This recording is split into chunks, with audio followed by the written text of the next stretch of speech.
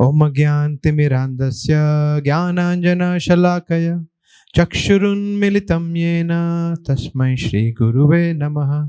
श्रीचैतन्यमनोभीष्टं स्थापितं येन भूतले स्वयं रूप कदा मह्यं ददाति स्वपदान्तिकम्। जय श्री कृष्ण चैतन्य प्रभु नित्यानंद श्री अद्वैत गदाधर श्रीवास आदि गौर भक्त वृंद। हरे कृष्णा हरे हरे हरे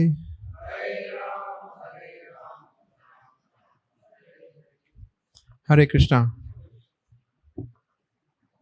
इसको बंद कर सकते हैं, फिर घूम के आएंगे। लॉक कर दीजिए।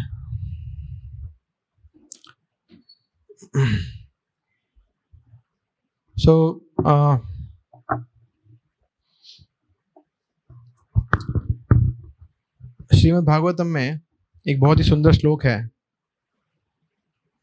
फर्स्ट कैंटो में आता है, 5वें अध्याय का 18वां श्लोक है। इसमें बताया है तस्यैव हेतो प्रयतेत कोविदो न लभ्यते यद भ्रमताम उपरि अध। वॉल्यूम ठीक है, बढ़ाना है या बराबर है? ठीक है, बराबर है। Maybe I should speak थोड़ा नजदीक आके। वहां बताया गया है तस्य एव हेतो। हेतु का मतलब हम समझते हैं हेतु, है ना। हेतु मतलब पर्पस, है ना, पर्पस। एव मतलब संस्कृत में एव शब्द का मतलब होता है क्या, किसी को पता है? सर्टेनली, मतलब पक्का कर दिया। तस्य एव हेतो प्रयतेत, प्रयतेत मतलब प्रयत्न करना। कोविदो का मतलब होता है कि जो बुद्धिशाली है, जिसको आत्म साक्षात्कार में रुचि है, जो अपने जीवन के लक्ष्य को समझ रहा है, जिसको मटेरियल चीज़ों में इच्छा कम है, ऐसा व्यक्ति, तो उसको कोविद कहते हैं, बुद्धिशाली व्यक्ति। तो वहां बताया गया है तस्यैव हेतो प्रयतेत कोविदो, कि जो व्यक्ति वास्तव में बुद्धिशाली होता है उसके लिए सिर्फ एक ही गोल है, तस्यैव हेतु, एक ही पर्पज है। 1518 है ये। न लभ्यते यद भ्रमताम उपरि अध। और वो बता रहे हैं कि लभ्यते मतलब जो प्राप्त होता है ना। भ्रमति का मतलब क्या होता है? भ्रमण करना, है ना, भ्रमण करना, वॉन्डरिंग। उपरि अध, ऊपरी का मतलब ऊपर के लोकों में, और अध का मतलब नीचे वाले लोकों में। तो पाताल लोक से लेकर ब्रह्म लोक तब अगर हम आ ब्रह्म भुवना लोका, कृष्ण कहता है ना, तो जो भी लभ्यते मतलब जो भी चीज हमें प्राप्त होती है, तो ये मटेरियल वर्ल्ड में जो 14 लोक है, त्रिभुवन है, उसमें क्या चीजें हमें प्राप्त होती है? कौन बताएगा क्या चीजें प्राप्त होगी हमें? 14 लोकों में लभ्यते और क्या चीजें प्राप्त होगी? यहाँ स्वर्ग लोक, जनलोक, तपोलोक, नीचे अतल, वितल, सुतल, तलातल, महातल, रसातल, पाताल, जो 14 लोक है उसमें क्या चीजें प्राप्त होगी? एग्जाम्पल, कोई भी एग्जाम्पल। जन्म में तो जरा व्याधि, ये तो हो गई होगा, है ना। दुख तो ये तो दुख तो रहेंगे। और हाँ मतलब और त्रिताप भी रहेंगे, आध्यात्मिक, आदि दैविक, आदि भौतिक क्लेश। और क्या मिलेगा?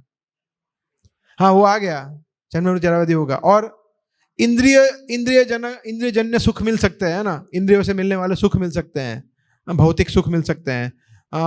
स्वर्ग लोक में बहुत अच्छे सुख सुविधाएं मिलेगी, और नीचे के लोकों में यातनाएं होगी। तो ये सब चीजें हो सकता है।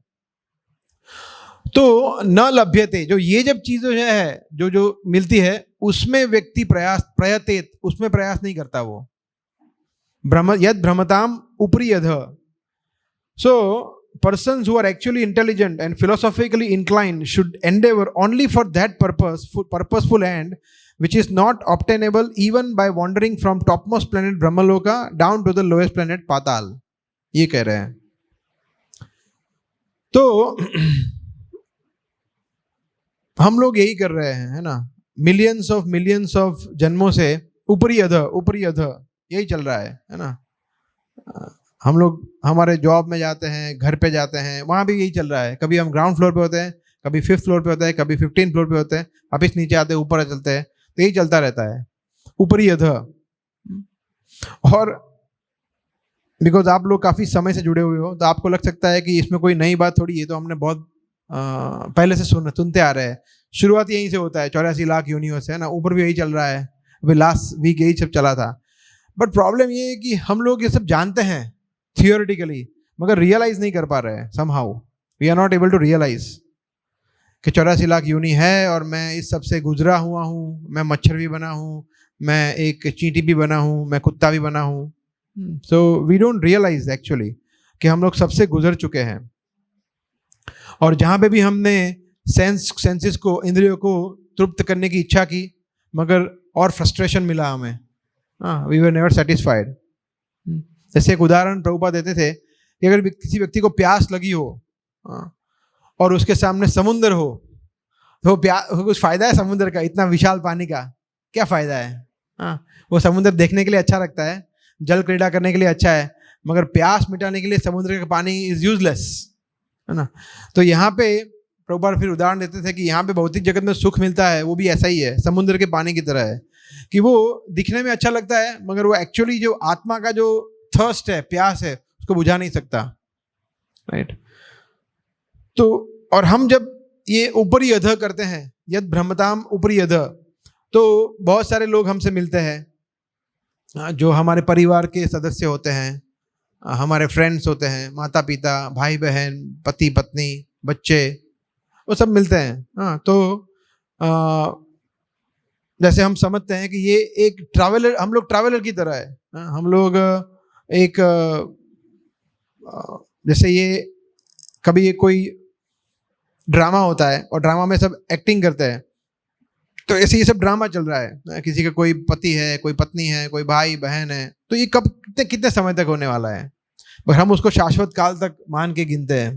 और सबके लिए लागू होता है, ये कड़वा सत्य है, मगर यही है ना। एक्चुअली हमें लगता है कि ये सब क्यों हम डिस्कस कर रहे हैं, why we are discussing this, क्यों हम हमारे परिवार से आसक्त ना हो, क्यों हम हमारे पति पत्नी एक दूसरे को प्रेम ना करें, माता पिता को प्रेम ना करें, बिकॉज हम लोग सिर्फ और सिर्फ उनको ही प्रेम कर रहे हैं। इसलिए इसको समझना जरूरी है ना। अगर जैसे ही भगवान कृष्ण केंद्र में आते हैं, फिर वो कृष्ण को सेंटर में रखते हुए प्रेम अगर हम करते हैं, देन इट इज ओके। मगर जब कृष्ण नहीं होते हैं, और हमें ऐसा नहीं मानना चाहिए कि हमारे घर पे तो कृष्ण है ही, हम भी ऐसे ही है ना, हम भी ऐसे ही है। ये ऐसे आगे बढ़े हुए भक्तों की बात चल रही है कि जो वास्तव में कृष्ण भावना भावित है। हम लोग अभी स्ट्रगलिंग डिवोटीज है, संघर्ष कर रहे हैं, तो हम तो ऐसे ही है, यद भ्रमताम ऊपरी अधः, ऐसे है। और ये जो परिवार में जब चल रहा है, जो भी शादी कर रहे हैं, फिर बच्चे हो रहे हैं, वो स्कूल्स में जा रहे हैं, पढ़ाई कर रहे हैं, उनकी शादियां हो रही है, तो ये एक और उदाहरण प्रभुपाद देते थे कि ये समुद्र के किनारे जो छोटे छोटे बच्चे घर बनाते हैं, वो कितने समय तक रहता है? कुछ समय तक। तो हमारा भी ऐसा ही है, हम चाहे वो विला हो, हमारा बड़ा 5 BHK घर हो, 4 BHK हो, या हमारे घर पे 10 लोग रहते हों, 2 लोग रहते हों, माता पिता, पति पत्नी, right, nobody is going to stay forever, क्योंकि ये हमारे जगत का स्वभाव ऐसा ही है, राइट। तो वो भजन है ना, भजहु रे मन, जिसमें आता है कमल दल जल जीवन तलमल, आपने सुना होगा आप सभी लोगों ने, कि कमल के जो पंखुड़ी होती है, पुष्प होता है, उस पे पानी की बूंद कब तक रहती है? कोई गारंटी नहीं, कभी भी गिर सकती है। सिमिलरली हमारा जीवन भी कभी भी समाप्त हो सकता है, ऐसा। तो फिर क्या करना चाहिए? तो फिर क्या करना चाहिए, जो आप सभी लोग कर ही रहे हैं, हम सभी लोग कर ही रहे हैं ना। ब्रह्मांड भ्रमिते कौन भाग्यवान जीव, गुरु कृष्ण कृपाए पाए भक्ति लता ब्रीज, चैतन्य चरितामृत में बताया है। तो ये जैसे यहां बताया भागवतम में ऊपरी अधः, यद भ्रमताम ऊपरी अधः, है ना। तो सेम श्लोक को आप सोचिए, तो ये जनरली हम जब कोई शास्त्र पढ़ते हैं, भगवत गीता, श्रीमद् भागवतम, चैतन्य चरितामृत, जो हमारे 3 मुख्य ग्रंथ है, तो इन तीनों को हमें एसिमिलेट करना चाहिए, एक दूसरे के साथ रिलेट करना चाहिए। और उसमें जरूरी नहीं है कि हम अभी चैतन्य चरितामृत पूरा पढ़े हुए हो, मगर जो इंपॉर्टेंट श्लोक है, इंपॉर्टेंट इंस्ट्रक्शन है, जो आपने सुनी है, आपने नोट बनाई है, लिखी है, आपको उससे रिलेट करना चाहिए हम सबको। जैसे यहाँ बताया यद भ्रमताम ऊपरी अधः तस्यैव हेतो प्रयतेत कोविदो, तो व्यक्ति क्या कर रहा है? ऊपरी अधः जा रहा है। और यहाँ पे फिर क्या बता रहा है कि ऐसा जो व्यक्ति है जो ब्रह्मांड भ्रमित है, पूरे ब्रह्मांड में सब जगह जा रहा है, उसमें से एक व्यक्ति जो होता है भाग्यवान जीव होता है। कौन भाग्यवान जीव? तो अगर ऐसे व्यक्ति में से हमें कोविद बनना है या भाग्यवान बनना है तो क्या करना पड़ेगा? गुरु कृपा गुरु कृष्ण कृपाए पाए भक्ति लता बीज। गुरु कृष्ण प्रसाद है या कृपा। तो भगवान और कृष्ण की कृपा, गुरु और कृष्ण की कृपा, उनसे क्या होता है? भक्ति लता बीज आता है, राइट। और उसमें एक और चीज है, वैष्णव की कृपा और भी। तो वैष्णव, गुरु और कृष्ण, तीनों की कृपा से हमें क्या होता है? भक्ति लता बीज मिलता है, जो हमें मिल चुका है। अभी हम सबको मिल चुका है, बीज तो मिल चुका है, उसमें कोई डाउट नहीं है। किसी का बीज इतना है, किसी का इतना बड़ा है, किसी का थोड़ा फ्रुक्टिफाई हो गया है, किसी का बहुत आगे बढ़ा हुआ है, किसी का बीज बहुत छोटा है, मगर बीज सबको मिला हुआ है, सबको बीज दिया है। बीज का मतलब है हरिनाम, ABCD, जो लास्ट सेशन में हमने देखा था, 6 सेशन कोर्स में, association, book distribution, chanting, deities worship, diet. तो ABCD हमें मिला हुआ है। और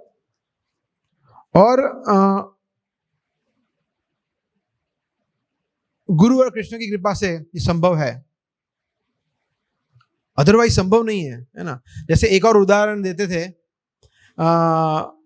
कि जैसे ये आप लोगों ने सुना होगा, आप में से कितने लोगों ने ये सुना है उदाहरण? मैं बताऊंगा फिर बताना, कि एक मछली है, मछली जो जल में से जब निकालते हैं, तो बोला निकाला है मगर ऐसा नहीं है, उसको हम उसको अच्छी तरह से ट्रीटमेंट करेंगे, उसको निकालेंगे, उसको यहाँ पे रखेंगे, उसके सामने 56 भोग होंगे, रसगुल्ला होगा, गुलाब जामुन होंगे, वड़ा पाव होगा, पानी पूरी होगी, तो मछली क्या सुख ही रह पाएगी? इतना अच्छा सब कुछ खाना है, हमें मिल जाए तो हमें तो मजा आ जाए, है ना, मगर मछली सुखी नहीं रह पाएगी, है ना। क्यों? क्या चाहिए उसको? पानी चाहिए, है ना। तो ये सुना हुआ है आप लोगों में, कितने लोगों ने उदाहरण सुना हुआ है ना। तो ये उदाहरण हमें हमेशा याद रखना चाहिए, बिकॉज हम तो कोई बोलेगा कि हाँ वो तो ठीक है कि मछली जो है वो जलचर है, एक्वेटिक है, तो वो तो सुखी कैसे रहेगी? तो हम भी यहाँ के है ही नहीं, हम आध्यात्मिक जगत के हैं। सेम वे हम भी यहाँ फॉरेन है। हमें लगता है कि फॉरेन कहाँ है? इंडिया तो, मैं तो देखो पासपोर्ट है, कहाँ फॉरेन है?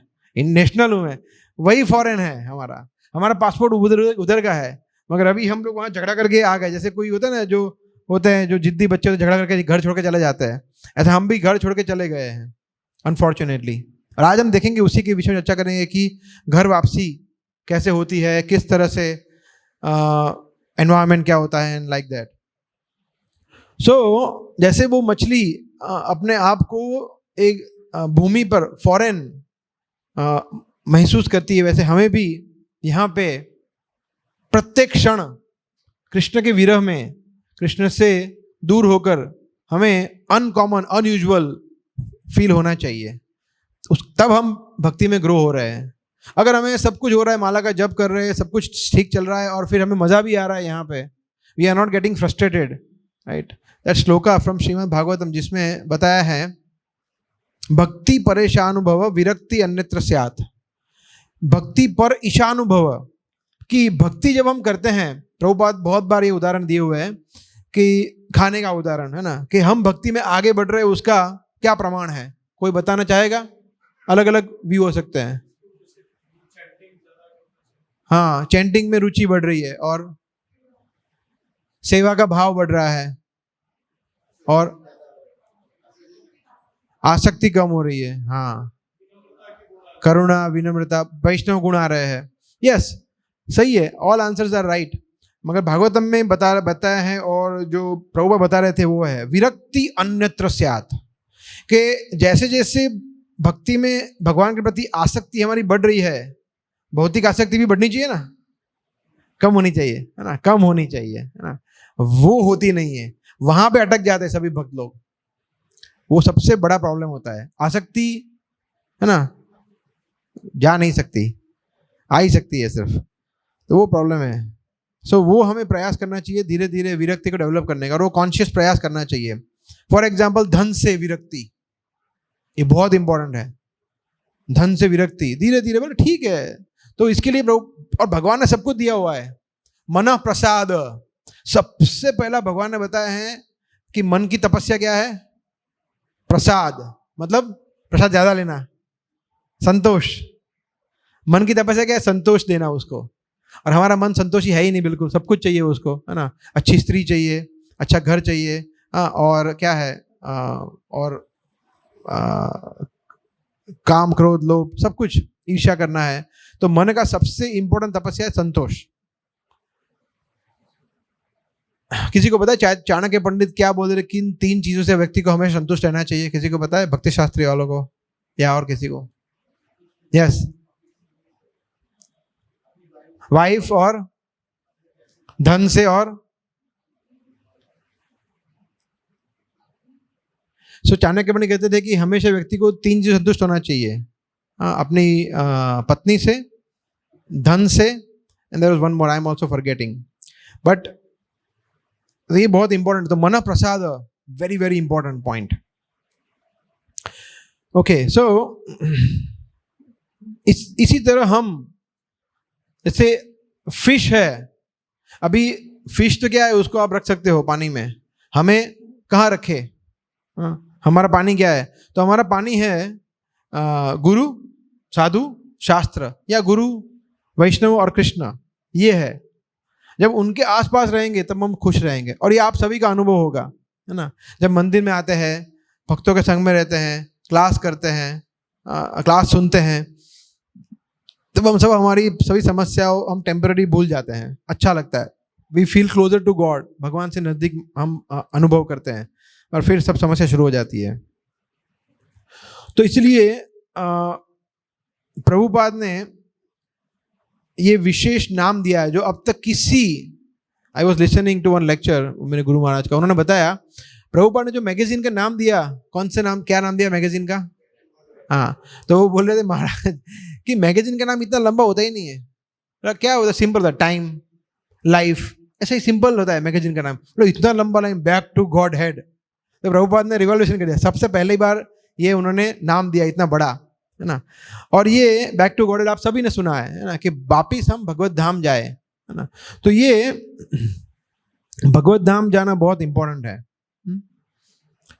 एक बृहद भागवतामृत, सनातन गोस्वामी ने एक पुस्तक लिखी है बृहद भागवतामृत, उसमें एक बहुत ही सुंदर स्टोरी आती है, उस पर आज हम चर्चा करेंगे कुछ 15-20 मिनट, शायद आपने सुनी भी हो, जिसमें वो बता रहे हैं गोप कुमार करके एक व्यक्ति था।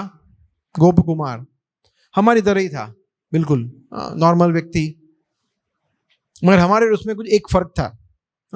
वो फ्रस्ट्रेट हो गया, किससे? भक्ति से नहीं, भौतिक जगत से, दुनिया से फ्रस्ट्रेट हो गया, बोला इनफ इज इनफ, अभी मैं मेरे जीवन को सफल बनाऊंगा। और उसने साधना भक्ति की और उसको भगवत धाम जाने का अवसर मिला, और हमारा पता नहीं क्या होगा, राइट। तो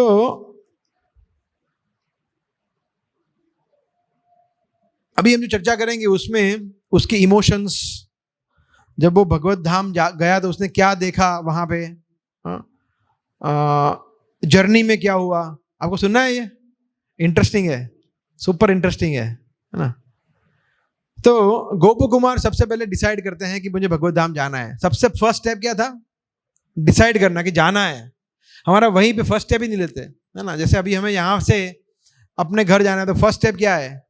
गाड़ी को चालू तो करना पड़ेगा ना, नहीं तो कैसे जाएंगे, राइट। तो सबसे पहला है कि ये तय करना कि अभी हम सभी हमारी समस्याओं का, दुखों का निवारण करना चाहते हैं, है ना, ऐसा। तो उत्साह से, धैर्य से, निश्चय, उत्साह, धैर्य, निश्चय, है ना, वो जो है उस तरह से उसने भक्ति करना शुरू किया। और धीरे धीरे ऊपरी अध, तो ऊपर ऊपर जाते गए, है ना। और वास्तव में ऐसा होता है, अगर आप देखेंगे ध्रुव महाराज का कथा 4थे अध्याय में, 4थे स्कंद में, तो उसमें भी ऐसा बताया है। ध्रुव महाराज जब भगवान के धाम जा रहे थे, ध्रुव महाराज ने बोला कि वेट, ये तो हम जा रहे हैं, but what about my mother? Suniti का क्या? सुनीति माता का और मेरी माता का, क्योंकि वो तो मेरे मेन गुरु है, उन्होंने मुझे पथ प्रदर्शक, मेरे गुरु है।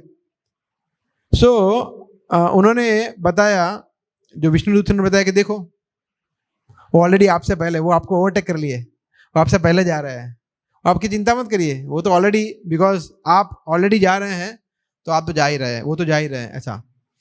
तो गुरु जो है तो वो उनके इस तरह से दिखाया तो गुरु भी थे सुनीति। तो ये गए ऊपर के लोकों में, गए गए गए और फिर ब्रह्म ज्योति को पार करते हुए वो वैकुंठ जगत में उन्होंने प्रवेश किया। तो वैकुंठ जगत में उन्होंने प्रवेश किया, तो वैकुंठ जगत में सब लोग कैसे होते हैं, कौन जानता है?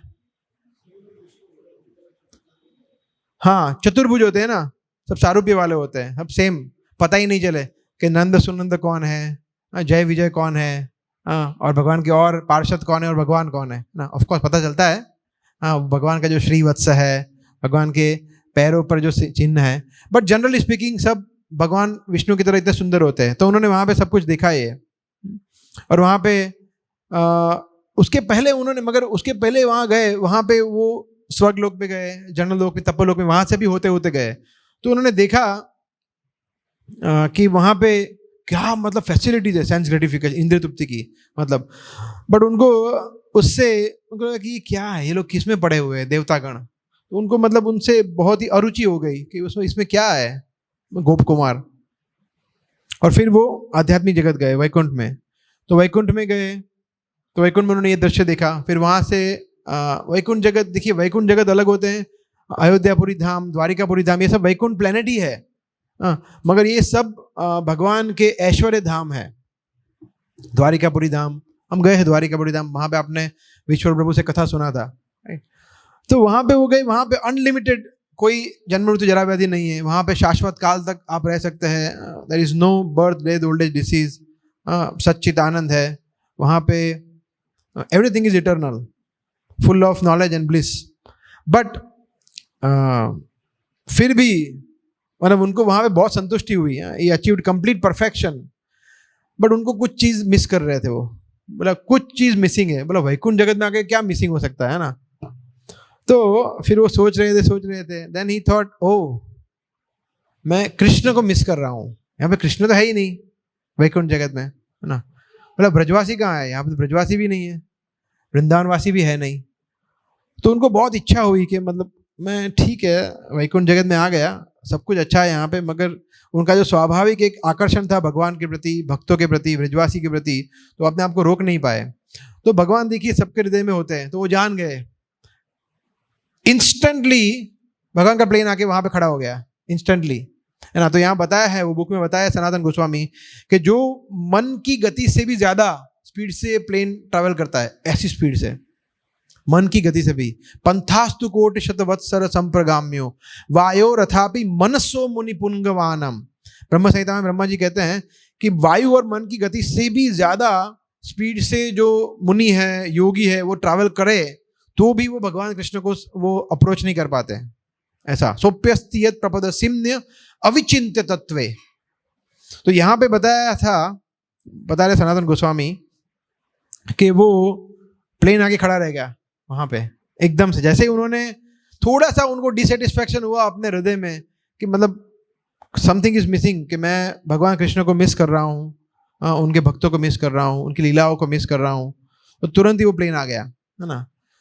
मगर आप देखिए कि वो भक्त कितने शुद्ध होंगे, है ना। हम भी ऐसी इच्छा कभी कभी करते हैं, है ना, मगर भगवान से पहले उसके साथ साथ जो इतनी सारी लंबा लिस्ट है अशुद्धियों का, उसका क्या।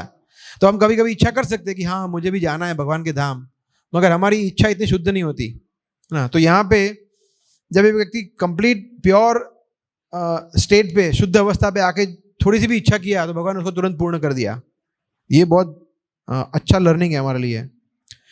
Okay, next step. तो फिर अभी वो गोलोक वृंदावन में प्रवेश कर रहे हैं, है ना, गोप कुमार, ठीक है। सो गोप कुमार अराइव्स इन गोलोक वृंदावन, ठीक है।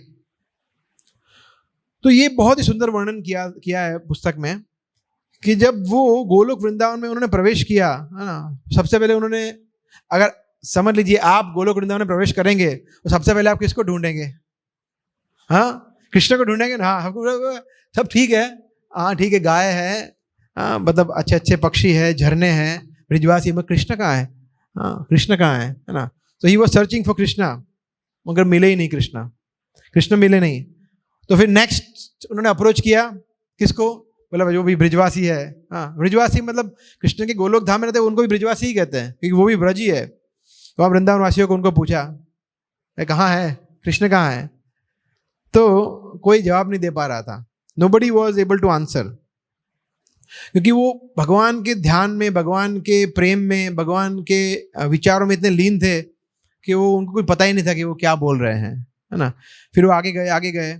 फिर एक वृद्ध व्यक्ति था, वो ब्रिजवासी, तो उसको जाके पूछा कि कृष्ण बताओ। तो वो इतने भाव में थे कि टूटे फूटे शब्दों में उनको इतना समझ में आया कि उन्होंने ऐसे बोला कि देखो वो जो है वो नंद महाराज का घर है, उनका महल है, इतना बताया उनको। तो बोला ठीक है चलो, इतना तो पता चला वहाँ पे होंगे कृष्ण। तो वहाँ पे पहुँचे वो, और मगर वहाँ पे उन्होंने बहुत ढूंढा मगर कहीं पे कृष्ण मिले नहीं। वापिस उन्होंने एक और वृद्ध व्यक्ति को पूछा उन्होंने। तो उन्होंने वो जो वृद्ध व्यक्ति था उसने बहुत ही मतलब भारी हृदय के साथ बोला कि वो जो जिसने हमारा हृदय चुरा लिया है वो कृष्ण हमसे बहुत दूर चले गए हैं। तो बोला उसका मतलब समझे नहीं। मतलब वो दूर कहीं वन में गए हैं गायों को चराने के लिए, पता नहीं कब आएंगे, ऐसा बोल रहे हैं वो। So Gop Kumar was listening to this and then इतना ही बोले और फिर वो कुछ बोल नहीं पाए वो, और वो भी वापस ही वॉज इनटू टीयर्स और इस तरह से। फिर वो सिर्फ देख रहे थे, इसका वर्णन है। जो दृश्य उन्होंने देखा उनको पता चल गया कि कृष्ण यहाँ पे नहीं है, वो वन में गए हैं गायों को चराने के लिए, वो पता चल गया उनको, वह यहाँ पे तो नहीं है। फिर उन्होंने आजू बाजू नजर की गोप कुमार ने, हाँ आध्यात्मिक जगत में, गोलोक वृंदावन में। तो उन्होंने काफी सारी चीजें देखी है ना, जो हम देखेंगे क्या क्या उन्होंने देखा।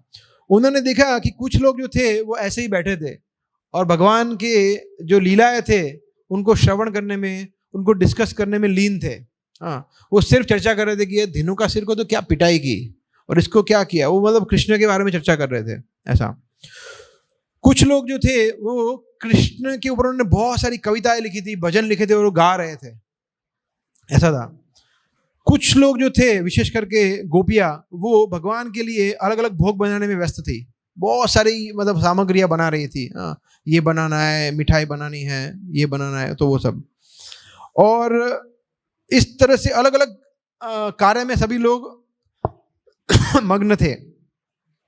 बट एक चीज कॉमन थी सभी में, एक चीज सभी में कॉमन थी कि सभी लोग अपने अपने भाव को कंट्रोल करने का प्रयास कर रहे थे ना। सभी लोग अपने अपने जो भाव थे उसको समहाउ कंट्रोल करने का प्रयास कर रहे थे। मगर यहाँ लिखा है कि उनकी जो आंखें थी वो उनको हेल्प नहीं कर रही थी। वो उनके विपरीत थी, क्योंकि उनकी आंखों में से अश्रु बह रहे थे। तो उनकी आंखें उनका साथ नहीं दे रही थी। वो लोग एक्टिंग कर रहे थे कि कुछ नहीं है, मगर आंखें, और वो अलग अलग प्रवृत्तियों में थे, मगर उनकी आंखों से निरंतर अश्रु बह रहे थे और वो टूटे फूटे शब्दों में कृष्ण कृष्ण बोल रहे थे ऐसा।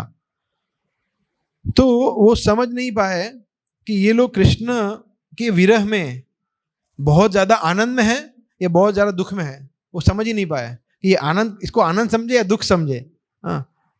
सो एनीवे, फिर उन्होंने ये भी देखा कि कुछ लोग ये तो राह देख रहे थे, है ना, कब वो बार बार देख रहे थे, है ना, कि कब वो आएंगे, कब आएंगे। तो वन की ओर उनकी आंखें थी, है ना। और जैसे ही, और उतने में धीरे धीरे इवनिंग हो गई, शाम हो गई, है ना। तो जैसे ही शाम हुई सबको पता चल गया कि अभी कृष्ण आएंगे। तो एक साथ सब लोग पागलों की तरह दौड़े, है ना। जैसे ही संध्या हुई पागलों की तरह यमुना की तरफ, उनको पता है कि रोज का रास्ता कहाँ से आने का, तो यमुना की तरफ दौड़े सभी लोग। और वो बता रहे हैं पुस्तक में कि वो लोग प्रयास कर रहे थे कि उनकी आंखें झपके नहीं। हाँ, वो ऐसे प्रयास कर रहे थे कि आंखें ब्लिंक ही ना हो। वो कॉन्स्टेंटली ऐसे ही आंखें रखते थे, है ना। और एक्चुअली अगर कोई साधारण व्यक्ति इस कथा को सुनता है तो उसको लगता है कि ये ज्यादा हो गया थोड़ा, दिस इज टू मच। मतलब ठीक है, हम समझते हैं कि भगवान से प्रेम वगैरह, मगर दिस इज टू मच, है ना। मगर actually it is like this. अगर आप देखेंगे 10वें स्कंद में गोपी गीत आता है ना, I think it is 31st chapter या तो वो गोपी गीत है पूरा। गोपी गीत में 15वें श्लोक गोपी ब्रह्मा जी को जड़ बताती है, जड़ के जड़ व्यक्ति है, मूर्ख है। कौन? ब्रह्मा जी। बोला इसको रचना करना नहीं आता है, तो कैसी रचना की है, ये पलके क्यों बनाई, ये बनाई है तो उसको हमें ऐसा करना पड़ता है। तो वो फ्रैक्शन ऑफ सेकंड के लिए हम कृष्ण को देख नहीं पाते, तो ये बनाई क्यों? हाँ, हमने कभी ऐसे सोचा है? हाँ, जैसे हमारे गोस्वामी थे, वो ऐसा बोलते थे कि अगर मुझे 1000 मुख और लाखों कान दिए होते तो मैं इतने सारे मुख और जिह्वा से और कानों से भगवान की कथा सुन सकता और नाम दे सकता है ना। और हमारा 16 माला भी चैलेंजिंग होता है ना। तो ये फर्क है, यहाँ तक हमें पहुंचना है, हमारा गोल ये है। तो इस बहुत लंबा, इसीलिए जब हम ये इस कथा को हम इस चीजों को हम क्यों सुनते हैं, ताकि हमें पता चले कि हम कितने छोटे हैं। अगर हम में से किसी भी व्यक्ति को ऐसा लगता है कि हम कृष्ण से प्रेम कर रहे हैं तो वी शुड रीथिंक क्या हम प्रेम कर रहे हैं। इसलिए ये जानना जरूरी है ना कि जो आगे बड़े भक्त होते हैं वो कैसे होते हैं। तो एनीवे, तो गोपियां भी ऐसे सोचती थी और ये लोग भी ऐसे सोच रहे थे कि ये क्या मतलब, ये आईलेट का कोई कार्य ही नहीं है। हाँ, इसको सीधा ऐसे ही रखो ना खुला से। भगवान की देखो, भगवान जगन्नाथ जी है, वो कभी आंखें बंद नहीं करते, हमेशा खुली रखते हैं ना। क्यों? कि भक्तों को दर्शन देने के लिए, भगवान भक्तों को देखने के लिए। तो ऐसा ही होना चाहिए ना, ऐसा। ओके, नेक्स्ट फिर है ना, हमारा ज्यादा समय नहीं है, 9:20 9:25 विल हैव टू फिनिश। फिर नेक्स्ट क्या है? भगवान आते हैं, कृष्ण वेलकम्स, कृष्ण अपीयर्स। तो फिर भगवान, तो सडनली गोप कुमार ने देखा नहीं, सुना। किसका आवाज सुना? फ्लूट का आवाज सुना, है ना, फ्लूट का आवाज सुना। ये कहते हैं कि जो गायत्री मंत्र चैंट करते हैं, गायत्री मंत्र, जब आपका गायत्री दीक्षा होगा, तो गायत्री मंत्र का साउंड जो है वो भगवान की फ्लूट का साउंड है, it is said. And the highest sound in the entire creation is Krishna's flute. और जो भी आप ओम को ले लीजिए या तप ले लीजिए या जो भी सृष्टि के जो भी, या ब्रह्म गायत्री ले लीजिए, जो भी शब्द ध्वनि का सर्जन हुआ है वो कहां से हुआ है? उनकी फ्लूट से हुआ है। तो that is the origin of all sound vibrations. और जैसा हम समझते हैं कि सबसे पहला तत्व क्या है सृष्टि का? ध्वनि, साउंड, जहां से आकाश हुआ, जो आप समझते हैं, जानते हैं। तो फिर जैसे ही ये भगवान का मुरली का आवाज सुना तो गोप कुमार ने सुना, मगर उन्होंने ये भी देखा कि क्या क्या और हुआ। सबसे पहले देखा कि यमुना का पानी बहना बंद हो गया, यमुना स्टॉप। क्योंकि वहां पे हमें लगता है कि ऐसा कैसे हो सकता है, मगर देखिए वहां पे चिंतामणि है, सब कुछ चित है, अचित कुछ नहीं है, सत चित आनंद। तो एवरीथिंग इज शाश्वत, इटर्नल है वहां पे। और सब कुछ सभी में चेतना है, वहां पे निर्जीव कुछ नहीं है। जैसे माइक, मृदंग, ये सभी व्यक्ति है वहां पे, वो शांत भाव में सेवा कर रहे हैं। और यहाँ पे जिंदा लोग भी मुर्दे होते हैं, उल्टा है यहाँ पे। वहां पे हमें लगता है कि ये तो जीवित नहीं है, निर्जीव वस्तु है, मगर देखिए यमुना, और एक्चुअली यमुना महारानी या पर्वत या नदियां, वे तो वैसे भी तत्व है, व्यक्ति है। तो यमुना महारानी स्थिर हो गए, फ्रीज हो गए, तो उनका बहना फ्रीज हो गया। फिर जो पक्षी थे वो उड़ रहे थे, वो भी स्टॉप हो गए। बोला आवाज आया भगवान का, फ्लूट का, वो भी स्टॉप हो गए। ये वर्णन है। फिर जो ट्री थे वो एकदम ब्लॉसम करने लगे, है ना, वृक्ष जो फूल थे वो एकदम से खिल गए सुन के। और कुछ ब्रिजवासी थे वहीं के वहीं मूर्छित हो गए, उसे फ्लूट सुना, मूर्छित हो गए। ऐसा प्रेम है भगवान के लिए। कुछ लोग जो थे वो देख रहे थे कि कहां से आवाज आ रहा है, मगर वो देख नहीं पा रहे थे। क्यों नहीं देख पा रहे थे? कोई गैस करना चाहेगा? आंसू इतने आ रहे थे, देखे कैसे? आंसू बार बार वो पोंछ रहे थे, दिख नहीं रहा था। बोला क्या, कौन बजा रहा है फ्लूट? इतना प्रेम भगवान के प्रति आध्यात्मिक जगत में। कुछ लोग जो थे वो मतलब फ्रीज हो गए, वो ऐसे ही, उनको पता ही नहीं चला कि हम खड़े हैं, सुन के ही थे। कुछ लोग थे वो दौड़ रहे थे, गिर रहे थे, उठ रहे थे, दौड़ रहे थे, ऐसा। और गोपी जो थे वो फटाफट जो भोग बनाया था वो लेके जा रहे थे भगवान को देने के लिए, ऐसा। और वो लोग अश्रु हो रहे थे, नंद महाराज, राधा रानी, यशोदा माता, वो लोग भी इधर उधर हो रहे थे, दौड़ रहे थे, भगवान की प्रतीक्षा कर रहे थे, वो कब कहाँ है कृष्ण।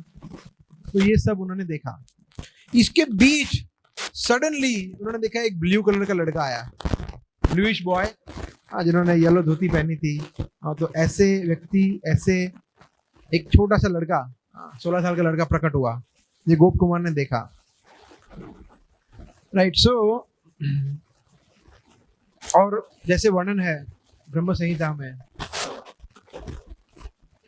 कंदर्प कोटि कमनीय विशुष शोभम वेणु कोणंत्रम अरविंद दलायताक्षम, कि उन्होंने मोरपिच लगाया हुआ था, मुकुट पहना हुआ था, फ्लूट थी उनके हाथ में, पीतांबर थे, तो सेम ऐसी वर्णमाला थी उनने गले में पहनी हुई। तो ऐसे उन्होंने सेम कृष्ण को देखा जो शास्त्र में वर्णन है, सेम, है ना। तो भगवान सबको देख के बहुत खुश हुए, ब्रजवासी को देख के, है ना, क्योंकि वो इतना पूरा दिन के बाद उनको देख रहे थे, है ना। परंतु फिर वहां बताया कि भगवान जितने आनंद में थे, उनका आनंद हजारों हजारों गुना एकदम से बढ़ गया, एकदम से। क्यों? गोप कुमार को देखकर। Now this is the main point. भगवान ने, अभी भगवान तो सबको देख सकते हैं ना, भगवान 1 लाख लोगों में से एक व्यक्ति को नहीं देख सकते, हर एक को देख सकते, चींटी को भी देख सकते हैं, भगवान देखते ही हैं हम सबको।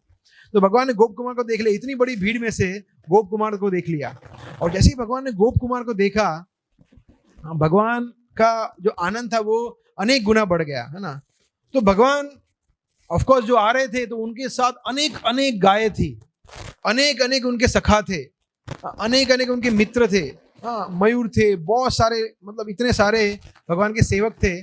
भगवान ने सबको इग्नोर कर दिया, इनको इग्नोर किया, अपने पार्षदों को, बोला सबको छोड़ो, और भगवान दौड़े सीधा। कृष्णा रैन फ्रैंटिकली, मतलब पागलों की तरह कोई कैसे दौड़ता है ना। जैसे आपके घर में आप देखोगे आग लग गई है तो आप कैसे दौड़ोगे, ऐसा भगवान दौड़े। किसको देख के? गोप कुमार को देख के। तो ये सनातन गोस्वामी वर्णन कर रहे हैं आध्यात्मिक जगत में, जब वो लौटते हैं तब। तो दौड़े और फिर वहां पे नजदीक उनको गले लगा लिया गोप कुमार को। बट सब ये, this is not the height. भगवान के प्रेम की पराकाष्ठा क्या है पता है? गोप को जैसे ही भगवान ने गले लगाया, उनको आलिंगन किया, भगवान कृष्ण मूर्छित हो गए गोप कुमार को देखकर। तो दिस इज द, ये प्रेम है भगवान जो हमसे करते हैं। और गोप कुमार को प्रेम करते हैं ऐसे नहीं है, हम सभी से ऐसे ही प्रेम करते हैं ना। मगर हमें लगता है कि मुझे कौन प्रेम करता है, मेरी वाइफ करती है, मेरे माता पिता करते हैं, मगर कृष्ण जैसा प्रेम कौन कर सकता है? कभी आपके फैमिली मेंबर आपको देख के मूर्छित हुए? 1 साल 2 साल के बाद देखे, यूएस गए, यहाँ गए, कहीं हुआ ऐसा? ओह, कभी नहीं होगा ऐसा। प्रेम कोई नहीं करता, यहाँ सब स्वार्थ है, यहाँ प्रेम है ही नहीं। फिर भगवान को जब वापिस सचेत हुए भगवान, तो भगवान ने फिर गोप कुमार को उनका हाथ अपने हाथ में लिया, और गोप कुमार को भगवान फिर संबोधन करने लगे। भगवान ने बोला कि स्वरूप, उनका नाम था स्वरूप, आध्यात्मिक जगत में गोप कुमार का नाम था स्वरूप। तो स्वरूप भूल गए थे, हमारा नाम भी कुछ होगा, हम भूल गए होंगे, भूल ही गए हैं, हो गए नहीं, भूल ही गए हैं। भगवान थोड़ी भूलते हैं। भगवान ने बोला कि स्वरूप, जैसे कुछ लोग होते हैं ना जिनकी मेमोरी चली जाती है ना, तो उनको पता नहीं होता अपना नाम, मगर जो परिवार उनको नाम पता है कि इसका नाम है रमेश, कमलेश, जो भी है। तो बोला रमेश तेरा नाम रमेश है? बोला अच्छा मेरा नाम रमेश है, आई डोंट नो, राइट। सो भगवान ने बोला कि स्वरूप, मैं कितने कितने कितने कितने कितने समय से तुम्हारी प्रतीक्षा कर रहा था, तुम कहाँ चले गए थे मुझे छोड़कर? और भगवान रो रहे हैं, और गोप कुमार ऑफ कोर्स वो भी रो रहा है। और भगवान बोले कि तुम कहाँ चले गए थे, अब तुम्हें मुझे छोड़ के कभी नहीं जाने दूंगा मैं तुम्हें। इस तरह से भगवान फिर उनको बताने लगे कि आई एम सो थैंकफुल, मैं तुम्हारा बहुत आभारी हूँ, मैं तुम्हारा कृतज्ञ हूँ कि तुम वापिस आ गए हो, तुम्हारे बगैर मैं रह नहीं पाता था, ऐसा भगवान बता रहे हैं। सनातन गोस्वामी बृहद भागवतम में ये बहुत ही सुंदर कथा का वर्णन करते हैं, जहाँ पे एक जीव भगवान के धाम में वापस लौटता है ना। तो हमने देखा कितना सुंदर वर्णन है, और ये एक्चुअली ये कोई फेरी टेल नहीं है, दिस इज रियलिटी। एक्चुअली ऐसा ही है आध्यात्मिक जगत में ना। So we have 15 minutes. तो आज का हमारा टॉपिक जो है उसके पहले I was thinking to have this background कि ऐसा भाग्य हमारा है। अब हमें अब आपको समझ सकते हैं आपके कितना सौभाग्य है हमारा कि हम जब भगवान के धाम में आपको सब कुछ सही रहा जाएंगे तो इस तरह से हम भी अनुभव कर सकते हैं। ऐसे हैं भगवान, ऐसे कृपालु दयालु भगवान है। सो ये हमें फिर ये सोचना है कि अगर हम वहां तक पहुंच सकते हैं तो किसकी कृपा से पहुंच सकते हैं। तो ये हमें समझना चाहिए कि हमें ये अवसर प्राप्त कैसे हुआ है। रैंडमली तो हुआ नहीं है एकदम से कि भाई देखो 12th के बाद फार्मेसी ले, इंजीनियरिंग ले, मेडिकल ले, कॉमर्स ले, चलो ये ले लिया, ऐसा तो है नहीं। कुछ योजना है, किसी न किसी की कृपा हुई है तभी हम भक्ति में जुड़े हैं। तो हमें वो कभी भूलना नहीं चाहिए कि हम किसकी कृपा से, विशेष करके प्रभुपा की कृपा से हमें ये अमूल्य कृष्ण भक्ति मिली है।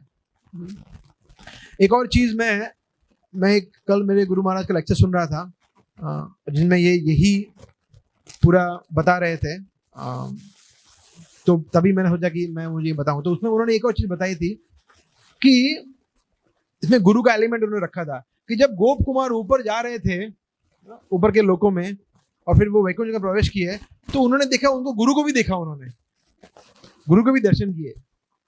मगर उन्होंने एक चीज देखी कि जो उनके गुरु थे वो कुछ बोलने की, कुछ उनके साथ बात करने की, शिक्षा देने की कंडीशन में थे नहीं, कि वो एक्सटेसी में थे, भगवान के प्रेम में, सेवा में, भक्ति के भाव इतना ज्यादा था उनके गुरु के। फिर भी क्योंकि उन्होंने उनको प्रणाम किया तो गुरु ने उनको कुछ आदेश दिया। तो महाराज बता रहे थे कल कि वो गुरु ने उनको आधा ही इंस्ट्रक्शन दिया, हाफ, आधा नहीं, पूरा नहीं दिया इंस्ट्रक्शन, आधा इंस्ट्रक्शन दिया और आधा बोल ही नहीं पाए, है ना। कभी कभी ऐसा होता है जब व्यक्ति बहुत भाव में होता है, आंसू होते हैं तो पूरा बोल नहीं पाता, तो ऐसा हुआ।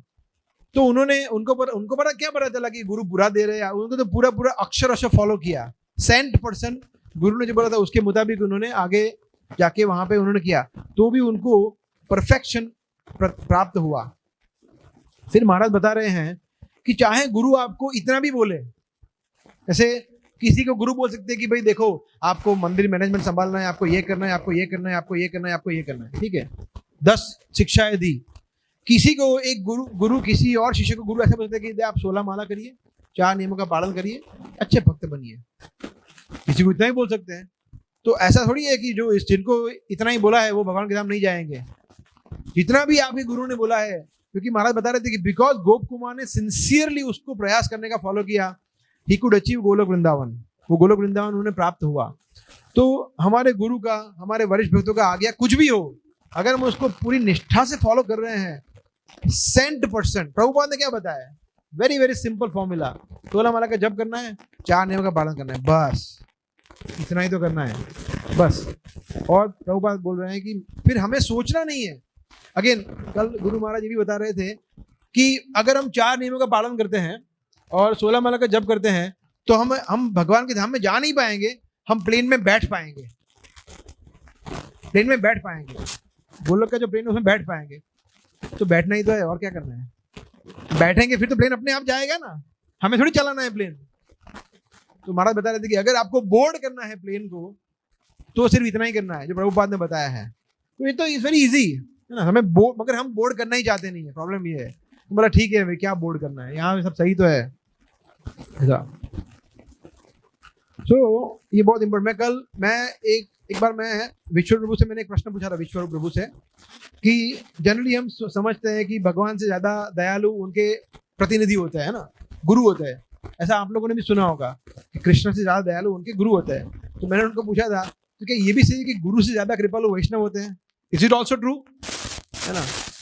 तो उन्होंने बहुत अच्छा उत्तर दिया। उन्होंने बताया कि जनरली इट इज ट्रू, है ना। कैसे, तो उन्होंने बोला कि देखो जब जैसे गुरु शिष्य परंपरा नीचे उतरती है ना, कृपा बढ़ती जाती है।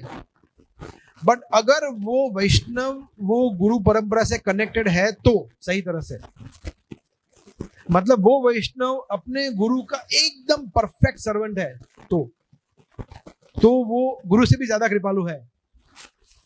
और उसका मतलब ये नहीं कि हम, उन्होंने बताया कि उसका मतलब ये नहीं कि गुरु या प्रभुपाद का हम मान घटा रहे हैं, वो कृपा एक्सपांड कर सकते हैं अपने शिष्य के माध्यम से। तो उसका मतलब है कि कृष्ण के हम ऋणी हैं, ऑफ कोर्स गुरु के हम ज्यादा ऋणी हैं, प्रभुपाद के ज्यादा ऋणी है, मगर जो प्रेजेंट वैष्णव है जो अपने अपने गुरु के बहुत ही प्रामाणिक सेवा कर रहे हैं, उनके हम और अधिक ऋणी हैं। हमारे प्रेजेंट गुरुजन है और अधिक ऋणी है, बिकॉज वो सबसे ज्यादा कृपा देते हैं हमें, हमारे गुरुजन फॉर एग्जाम्पल, उसके बाद प्रभुपाद, इस तरह से। सो ये बहुत इंपॉर्टेंट है। जैसे मैं आप पहले मैं बता चुका हूँ, एक बार मेरे गुरु महाराज एक बार बता रहे थे क्लास में कि समझ लीजिए कि सब कुछ सही रहा और हम भगवान के धाम जा पाए, है ना, और वहां पे एंट्री किया तो वहां पे द्वारपाल होंगे कि बोला किधर जाना है ना, बोला एंट्री करो, बोला देखो हम पासपोर्ट वीजा लेके आए, सब कुछ है ना, देखो तिलक कंठी सब कुछ है, गोलोक प्रेम धन, कितना गोलोक प्रेम धन किया है, 36 मालाएं, 32 मालाएं की है, एकादशी का व्रत किया है, सब कुछ किया है। तो बोला मगर आपका तो रजिस्ट्रेशन है ही नहीं जीओएसबी में, सॉरी आपको हम नहीं एनरोल कर सकते। बोला आप देखिए कुछ स्पेलिंग मिस्टेक होगा, फोन नंबर थोड़ा एक ना नंबर इधर होगा, नहीं देख लिया पूरा, नो मिस्टेक। बोला कि यार है ही नहीं। महाराज इस तरह से नहीं बोल रहे थे, मैं थोड़ा प्रैक्टिकलाइज कर रहा हूँ। महाराज ये बोल रहे थे कि हमें एंट्री नहीं मिलेगी, तो फिर बोले कि नहीं मिलेगी एंट्री, कुछ नहीं है आपके पास, आपने कुछ नहीं किया है भक्ति में, जीरो है आप, जीरो। तो फिर बोला और कुछ है, बोला और कुछ सब तो बोल दिया। बोला ऐसी भक्ति वेदांत स्वामी प्रभुपाद, उनके शिक्षा में, उनकी परंपरा में है हम।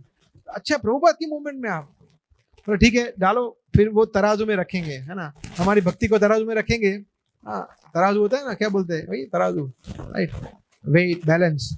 तो उसमें हमारी भक्ति को रखेंगे तो इतना हिलेगा भी नहीं, कुछ नहीं होगा, कोई मूवमेंट नहीं होगा। फिर प्रभुपाद की कृपा को रखेंगे जब, ये महाराज बता रहे थे, थोड़ा मूवमेंट होगा। बोला देखो मैंने बोला था ना, बोला मगर फिर भी इससे आप क्वालिफाई नहीं है, इसमें अभी भी कुछ मिसिंग है। फिर सभी वैष्णव की कृपा जब उसमें जाएगी तब पूरा झुक जाएगा, तो ठीक है जाओ, ऐसा होगा। तो जिन वैष्णवों को हम साधारण समझते हैं, महाराज बता रहे थे वही वैष्णव हमें ऊपर ले जाएंगे, उन्हीं की कृपा से हम ऊपर जाएंगे, नहीं जा पाएंगे। तो वैष्णव की कृपा बहुत आवश्यक है, और हमारा दुर्भाग्य है कि वही वैष्णव को हम बहुत साधारण समझते हैं। मैं एक बार पढ़ रहा था, एक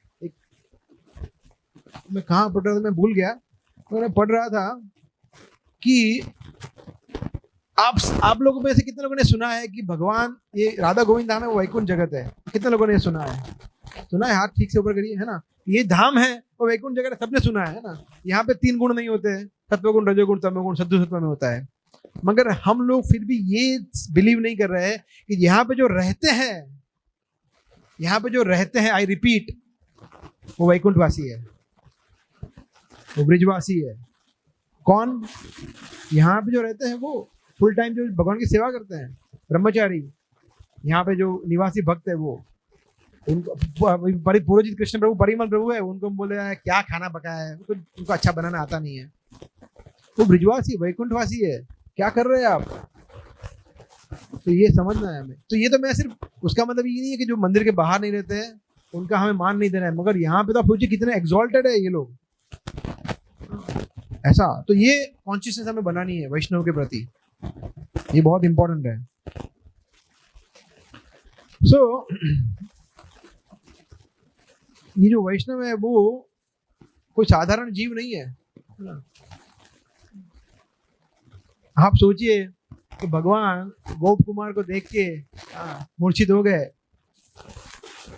हरेश गोविंद प्रभु यहाँ से जाएंगे तो उनको देख के मूर्छित नहीं होंगे भगवान, उनको देख के उनको आनंद नहीं होगा। तो वी शुड नो कि हम किनके संग में है,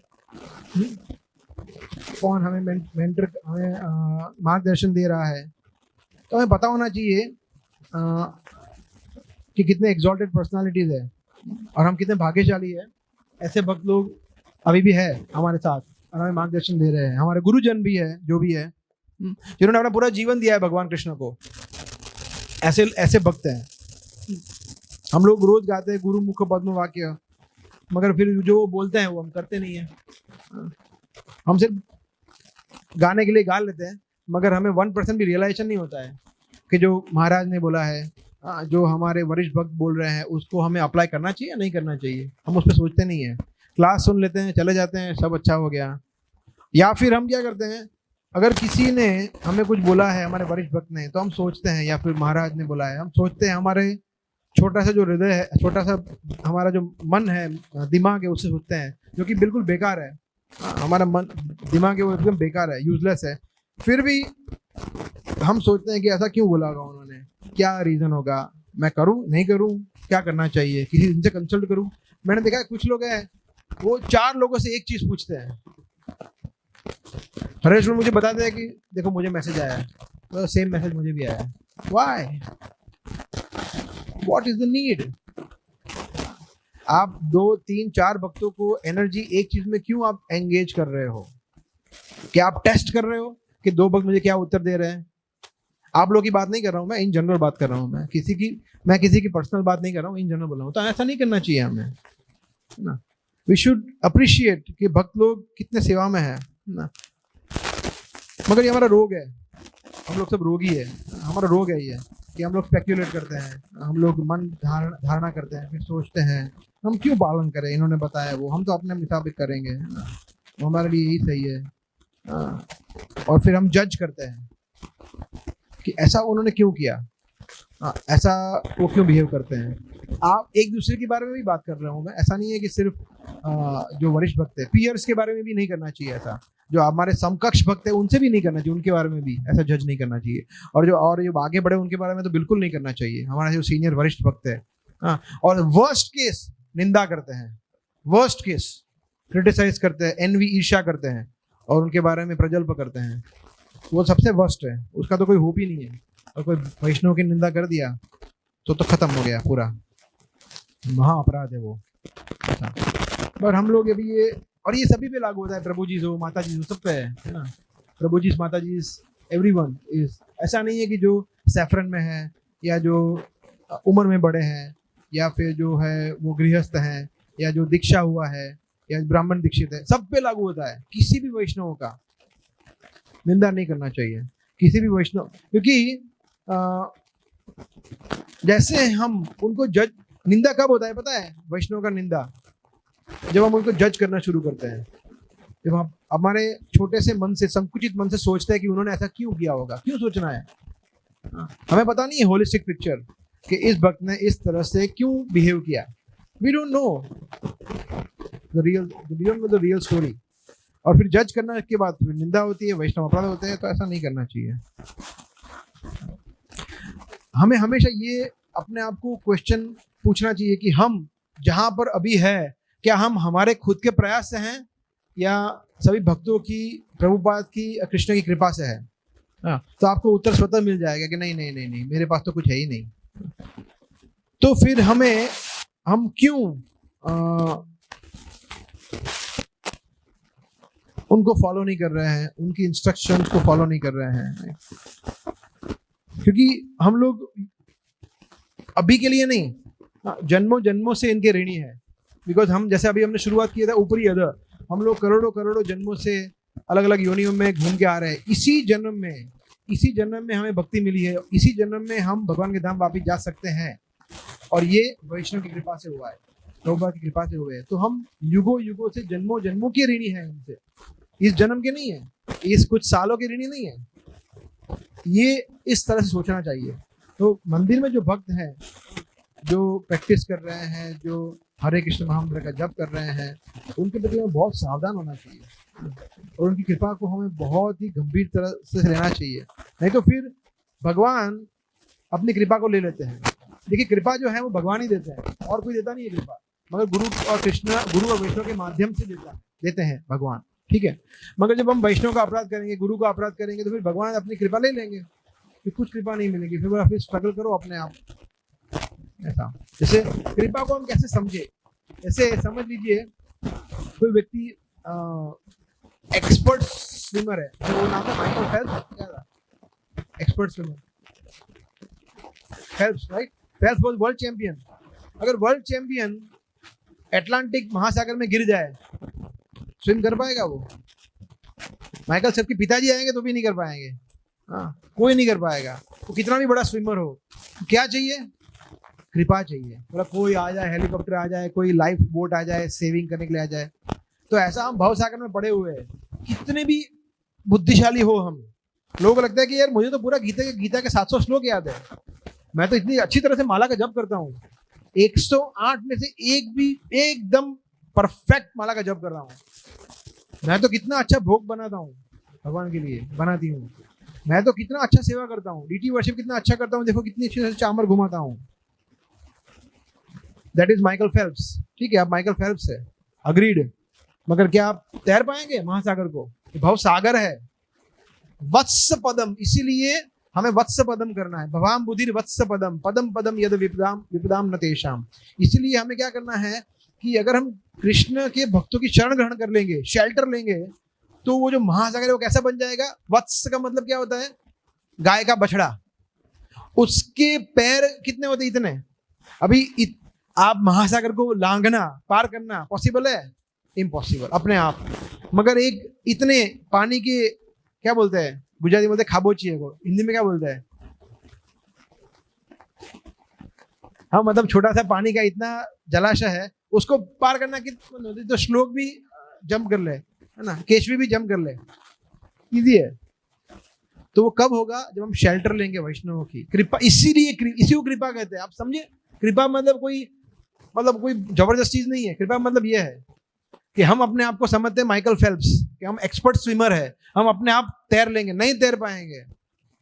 ये दावाग्नि है, ये भव सागर है, भवाम बुद्धि है, भव अम्बुधि का मतलब महासागर है, जिसमें पूर्ण भव है, मतलब पूर्ण वापस birth again death again, birth again death again, नहीं निकल सकते इसमें से। इसलिए हमें कृपा चाहिए, शेल्टर चाहिए वैष्णव की, गुरु की, कृष्ण की। महाराज एक और चीज बता रहे थे लेक्चर में कि अगर कोई व्यक्ति गुरु की, ये बहुत मतलब स्ट्राइकिंग चीज उन्होंने बताई थी कि कृष्ण कितने दयालु है। अगर कोई व्यक्ति गुरु की जो भी आज्ञा, जैसे समझिए आपने, गुरु ने आपको 10 आज्ञा दी, मगर 10 में से आप सिर्फ 8 ही फॉलो कर पा रहे हो, 2 फॉलो नहीं कर पा रहे हो, तो भगवान डिस्काउंट भी कर सकते हैं कृष्ण, पर ठीक है चलेगा, वो तो मालिक है, वो सब कुछ कर सकते हैं, स्वामी है। अगर 8 अब नहीं कर पाए, 2 ही सिर्फ कर पाए, तो ही भगवान ठीक है चलेगा। एक ही कर पाए पूरी निष्ठा से, एक ही कर पाए पूरी निष्ठा से, भगवान वो भी चला लेंगे, मगर पूरी निष्ठा चाहिए 100%। हाँ, बदमाशी नहीं करना है, बोला ठीक है ये नहीं करना है, ये डिफिकल्ट है, इतनी धूप में कौन खड़े रहा है, चलेगा ये नहीं करूंगा, तो मतलब बदमाशी है, ऐसा नहीं। पूरी निष्ठा से प्रयास कर रहा है, और जेन्युइनली अगर वो बिजी और 2 4 5 सेवा नहीं कर पाया, कृष्ण उसको डिस्काउंट कर लेंगे, ठीक है गुरु की आज्ञा नहीं पूरी की तो भी चलेगा, क्योंकि जो की वो पूरी निष्ठा से की। तो जो गोप कुमार का उदाहरण था उसमें भी ऐसा ही था ना। So let us appreciate Vaishnavas, है ना। तो हम आइए हम वैष्णवों को और अप्रिशिएट करें, उनकी और हम सराहना करें, हम प्रत्येक वैष्णव को सम्मान दें, ये बहुत आवश्यक है। उनकी कृपा के बगैर हमारा कोई होप नहीं है, ये तो क्लियर है। अगर वैष्णव को हम असंतुष्ट कर देंगे, एक भी वैष्णव असंतुष्ट हो जाएगा, तो कृष्ण को अच्छा नहीं लगेगा, क्योंकि कृष्ण के लिए प्रत्येक व्यक्ति गोप कुमार जैसे ही है। महेंद्र प्रभु हो, हरेंद्र प्रभु हो, श्री राम प्रभु हो, हर एक व्यक्ति, अगर हम ऊपर गए नहीं वो अलग बात है, मगर सभी के लिए भगवान प्रतीक्षा कर रहे हैं। और ऐसे भगवान के इतने प्रिय भक्त को अगर हमने दुख दे दिया, तो भगवान को कैसा लगेगा, भगवान कैसे उसको टॉलरेट करेंगे। पांडवों का उदाहरण में पता है, महाभारत का कारण क्या था?